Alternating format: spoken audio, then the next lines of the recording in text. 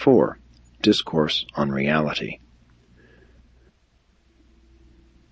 The night before they left Alexandria, Gained and Jesus had a long visit with one of the government professors at the university who lectured on the teachings of Plato. Jesus interpreted for the learned Greek teacher, but injected no teaching of his own in refutation of the Greek philosophy. Gained was away on business that evening, so after the professor had departed, the teacher and his pupil had a long and heart-to-heart talk about Plato's doctrines. While Jesus gave qualified approval of some of the Greek teachings, which had to do with the theory that the material things of the world are shadowy reflections of invisible, but more substantial spiritual realities, he sought to lay a more trustworthy foundation for the lad's thinking, so he began a long dissertation concerning the nature of reality in the universe. In substance, and in modern phraseology, Jesus said to Gained, "The source of universe reality is the infinite. The material things of finite creation are the time-space repercussions of the paradise pattern and the universal mind of the eternal God.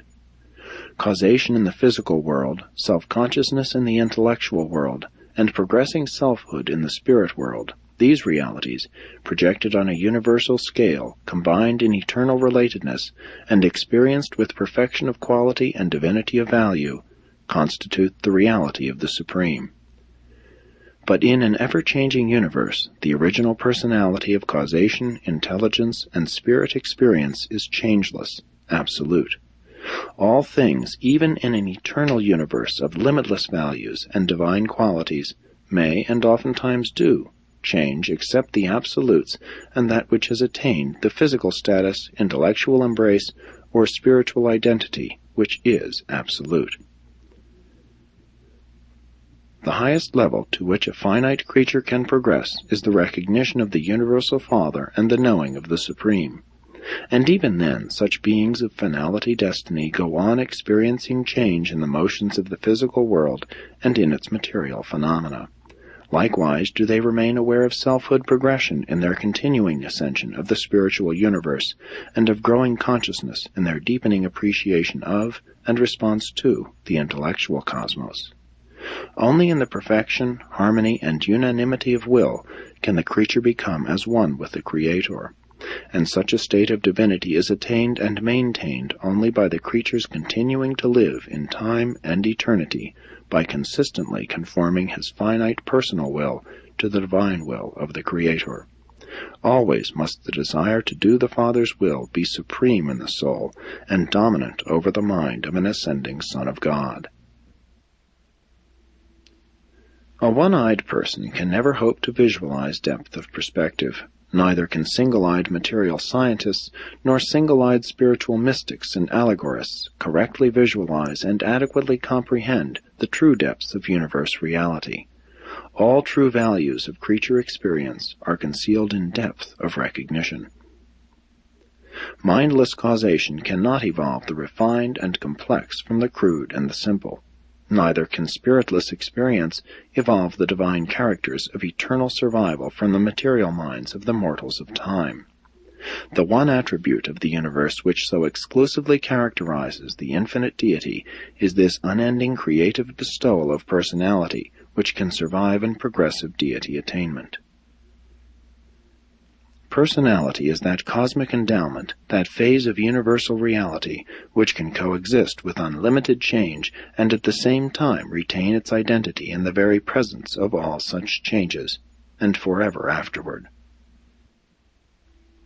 Life is an adaptation of the original cosmic causation to the demands and possibilities of universe situations, and it comes into being by the action of the universal mind and the activation of the spirit spark of the God who is spirit. The meaning of life is its adaptability. The value of life is its progressibility, even to the heights of God consciousness. Misadaptation of self-conscious life to the universe results in cosmic disharmony. Final divergence of personality will from the trend of the universes terminates in intellectual isolation, personality segregation. Loss of the indwelling spirit pilot supervenes in spiritual cessation of existence. Intelligent and progressing life becomes then, in and of itself, an incontrovertible proof of the existence of a purposeful universe expressing the will of a divine creator. And this life, in the aggregate, struggles toward higher values, having for its final goal the Universal Father. Only in degree does man possess mind above the animal level aside from the higher and quasi-spiritual ministrations of intellect. Therefore, animals, not having worship and wisdom, cannot experience superconsciousness, consciousness of consciousness. The animal mind is only conscious of the objective universe. Knowledge is the sphere of the material or fact-discerning mind. Truth is the domain of the spiritually endowed intellect that is conscious of knowing God. Knowledge is demonstrable. Truth is experienced. Knowledge is a possession of the mind. Truth an experience of the soul, the progressing self. Knowledge is a function of the non-spiritual level. Truth is a phase of the mind-spirit level of the universes. The eye of the material mind perceives a world of factual knowledge. The eye of the spiritualized intellect discerns a world of true values. These two views, synchronized and harmonized, reveal the world of reality, wherein wisdom interprets the phenomena of the universe in terms of progressive personal experience. Error, evil, is the penalty of imperfection. The qualities of imperfection or facts of misadaptation are disclosed on the material level by critical observation and by scientific analysis, on the moral level by human experience. The presence of evil constitutes proof of the inaccuracies of mind and the immaturity of the evolving self. Evil is, therefore, also a measure of imperfection in universe interpretation. The possibility of making mistakes is inherent in the acquisition of wisdom, the scheme of progressing from the partial and temporal to the complete and eternal, from the relative and imperfect to the final and perfected. Error is the shadow of relative incompleteness, which must of necessity fall across man's ascending universe path to paradise perfection. Error, evil, is not an actual universe quality. It is simply the observation of a relativity in the relatedness of the imperfection of the incomplete finite to the ascending levels of the supreme and ultimate. Although Jesus told all this to the lad in language best suited to his comprehension, at the end of the discussion Ganid was heavy of eye and was soon lost in slumber. They rose early the next morning to go aboard the boat bound for Lasea on the island of Crete. But before they embarked, the lad had still further questions to ask about evil, to which Jesus replied. Evil is a relativity concept. It arises out of the observation of the imperfections which appear in the shadow cast by a finite universe of things and beings, as such a cosmos obscures the living light of the universal expression of the eternal realities of the Infinite One. Potential evil is inherent in the necessary incompleteness of the revelation of God as a time-space limited expression of infinity and eternity. The fact of the partial and the presence of the complete constitutes relativity of reality, creates necessity for intellectual choosing, and establishes value levels of spirit recognition and response. The incomplete and finite concept of the infinite which is held by the temporal and limited creature mind is, in and of itself, potential evil.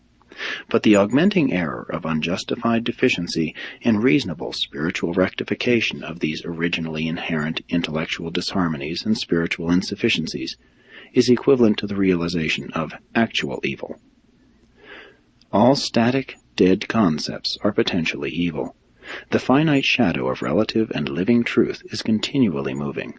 Static concepts invariably retard science, politics, society, and religion.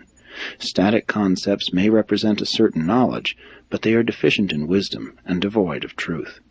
But do not permit the concept of relativity so to mislead you that you fail to recognize the coordination of the universe under the guidance of the cosmic mind, and its stabilized control by the energy and spirit of the Supreme.